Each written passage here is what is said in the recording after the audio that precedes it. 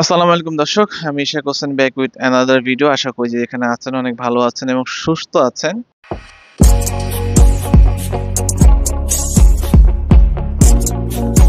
ভিডিওর প্রথমে বলছি আজকে একটা ডিফারেন্ট ভিডিও করব। ভিডিওটা ডিফারেন্ট কেন, এই জন্য যে আমরা প্ল্যান্টস, অ্যাকুরিয়াম প্ল্যান্টস কিভাবে আসলে প্রসেস করে এটা পাঠাইতে হয় সেটা আজকে জানবো। আমি কিছু প্ল্যান্টস দেখাচ্ছি। তো এইখানে কিছু আমি ডেমো হিসেবে দেখাচ্ছি। লোটেক প্ল্যান্টস আছে, আহ, তার মধ্যে আছে ক্রিপ্টোকোরাইন, তারপরে আপনার আছে হলো ফ্রগবিট, ডেনসা, হর্নট। জাস্ট আমি আপনাদের ডেমো দেখানোর জন্য। এবং এই প্ল্যান্টস গুলো ট্রিমিং করা হয়েছে, কিছু কিছুটা শিকড়ও আছে। তো এই প্ল্যান্টস গুলো আসলে কিভাবে পাঠাবো, এগুলো বিভিন্ন ট্যাঙ্কে ছিল, সেখান থেকে কালেক্ট করে সংগ্রহ করা হয়েছে। তো প্রথমে যে কাজটা করবেন সেটা আমি দেখাই। এইখানে আছে হলো আপনার ফ্রেশ ওয়াটার, যেটা একদম পরিষ্কার পানি। এই পরিষ্কার পানিতে আসলে প্ল্যান্টস গুলোকে প্রথমে ধুয়ে নিতে হবে।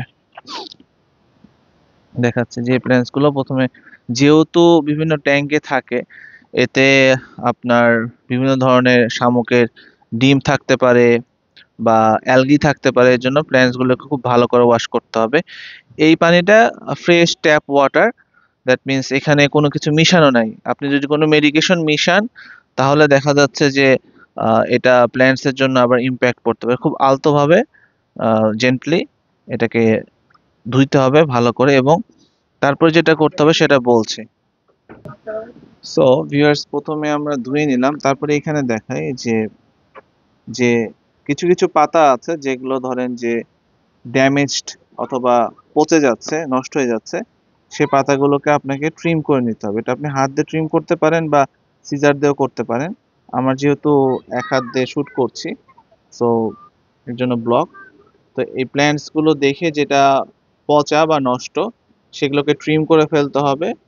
তারপরে আপনার আহ মাছ এই তারপরে আপনার গাছগুলো প্যাকিং করতে হবে। ট্রিম করার কারণ যে এই পচা প্ল্যান্টস যদি আপনার প্যাকেজিং এ যায়, সেগুলো আরো দ্রুত পচে যাবে এবং এইটা গোটা প্যাকিংটাকে একটা প্রবলেম ক্রিয়েট করতে পারে। যেহেতু পচন ডিকম্পোজড হয়ে গেলে এখান থেকে বিভিন্ন ধরনের ধরেন যে ব্যাকটেরিয়া বা বিভিন্ন ধরনের যে কন্টামিনেশন গুলো সেটা হইতে পারে।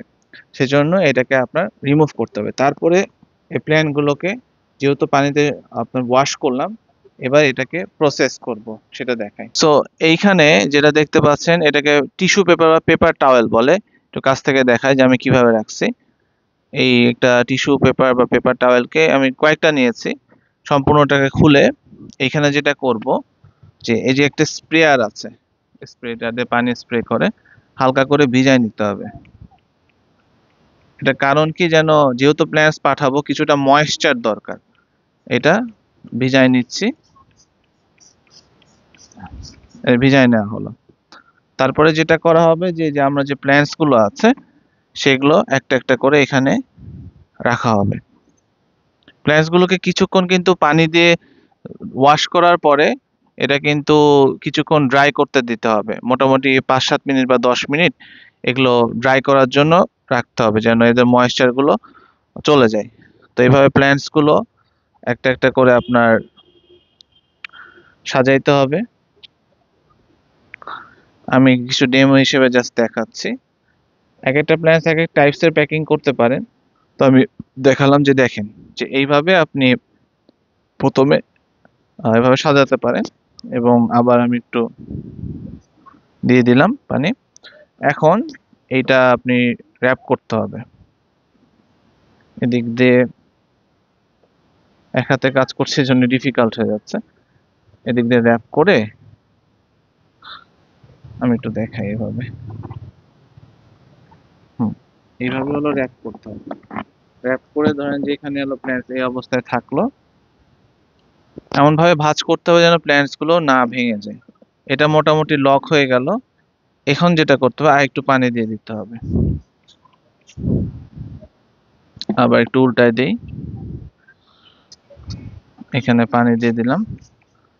এখন যেটা করতে হবে, পলিপ্যাক। আমি জিপার ব্যাগ ইউজ করতে পারেন, অথবা যে পলিগুলো আমরা এলডি পলি, এটা ইউজ করা যেতে পারে। এমন ভাবে করতে হবে যে এটা প্যাকিং করার পর পুরো সিল করে দিতে হবে। আমি এখানে একটু এক্সট্রা এডিশনাল একটা টুইস্ট দেই, সেই টুইস্টটা আপনাদেরকে দেখাবো, যেটা আমার নিজস্ব পার্সোনাল বিষয়, পার্সোনাল টুইস্ট। তো এইটা যেটা করতে পারেন যে এই যে প্যাকিংটা দেখেন, যে এইখানে আপনি আরেকটু পানি দিয়ে দিতে পারেন প্যাকেটের মধ্যে স্প্রে করে, এভাবে করে আপনি স্প্রে করে পানি দিয়ে দিতে পারেন, ময়েশ্চারটা যেন বের না হয়।